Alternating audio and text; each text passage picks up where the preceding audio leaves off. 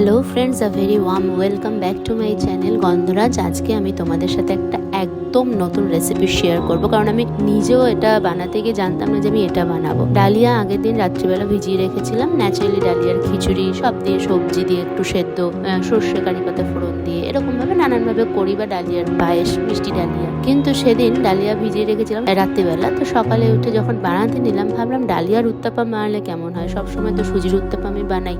তো ডালিয়া এখানে নিয়েছিলাম 1 কাপ মতন, তার সাথে হাফ কাপ মতন টক দই আর হাফ কাপ মতন সুজি দিয়ে পেঁয়াজ, লঙ্কা, ধনেপাতা, যে কোনো ধরনের সবজি তোমরা এর মধ্যে অ্যাড করে দিতে পারো। ভালো করে ফাইনলি চপ করবে, মিশিয়ে দেখো একদম উত্তাপামের মতন করে করেছি। একটু ননস্টিক প্যান ব্যবহার করবে, তাহলে পরে খুব সুন্দর উঠে যাবে, আদারওয়াইজ একটু প্রবলেম হয়।